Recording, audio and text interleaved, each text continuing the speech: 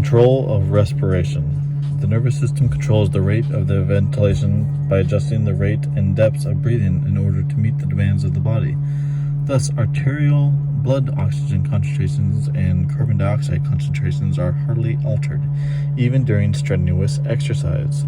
The respiratory center. The body's respiratory center is composed of several widely dispersed groups of neurons located bilaterally in the lower portion of the brainstem, the pons and medulla oblongata. The respiratory center is divided into three major collections of neurons. The dorsal respiratory group plays a fundamental role in the initiation of respiration. It is also a primary generator of the rhythm of respiration, serving to maintain regularity of breathing frequency. The ventral respiratory group of neurons has several important functions. First, respiratory signals from these neurons contribute to the respiratory drive for increased pulmonary ventilation. Second, stimulation of some of these neurons in the ventral group causes inspiration or expiration depending on where the stimulus is located. The neurons are especially important in providing the expiratory signals to the powerful abdominal muscles during the more forceful expiration. And the pneumotoxic center controls both the rate and pattern of breathing. The primary effect of this center is the control of the duration and filling cycle of the lungs, the limiting factor in inspiration volume. This effect increases the rate of breathing because limiting inspiration shortens expiration and the entire period of respiration. Cardiovascular and respiratory response to acute exercise. The effects of exercise, both acute and chronic, on cardiovascular and respiratory functions significantly influence the anatomical and physiological parameters previously described. A basic knowledge of those responses is essential. These responses are discussed here, beginning with the acute response and followed by the chronic effects of training. Acute and chronic response of the heavy load resistance work are differentiated, whereas possible from responses to more repetitions of light loads with less rest. Cardiovascular response. The primary function of the cardiovascular system during aerobic exercise and some types of resistance exercise, greater repetitions with lighter loads, is to deliver oxygen and other nutrients to muscles. The section describes systematic mechanisms of these acute responses. Cardiac output. The amount of blood pumped by the heart of the cardiac output is determined by the quantity of blood ejected with each beat, the stroke volume, and the heart's rate of pumping. Q equals stroke volume times heart rate, where Q is the cardiac output. Stroke volume is measured in milliliters of blood per beat, and heart rate is measured in beats, contractions per minute. Cardiac output is usually expressed as the volume of blood either in liters or milliliters ejected per minute. Aerobic exercise is in progressing from the rest of the steady-state aerobic exercise. Cardiac output initially increases rapidly, then more gradually, and then reaches a plateau. With maximal exercise, cardiac output may increase 4 times the resting level, about 5 liters per minute, to a maximum of 20 to 22 liters per minute. Stroke volume begins to increase at the onset of exercise and continues to rise until the individual's oxygen consumption is at approximately 50% to 60% of maximal oxygen uptake. At that point, the increase in stroke volume begins to plateau.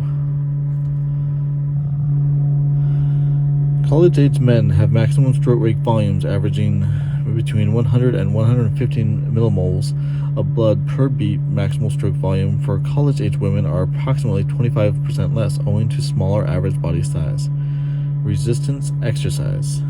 Heavy resistance exercise is associated with no comparative change or only small increases in cardiac output, that which is observed in primary due to increased heart rate. As a load is reduced and repetitions increase over a longer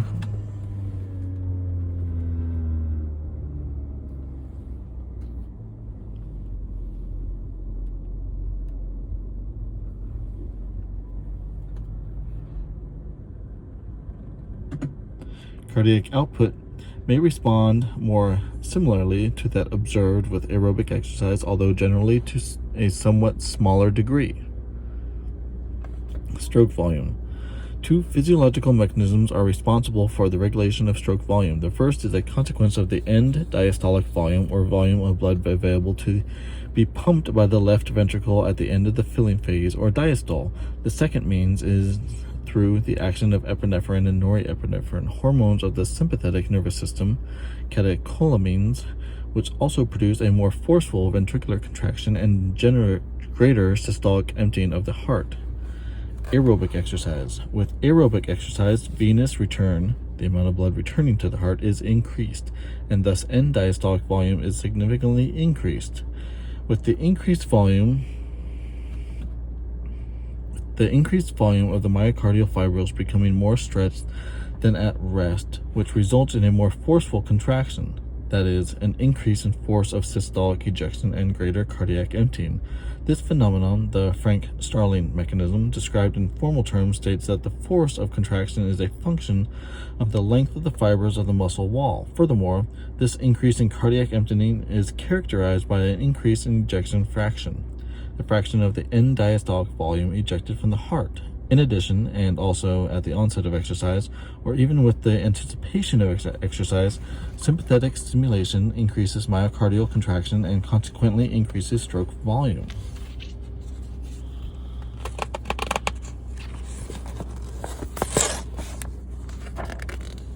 Resistance exercise.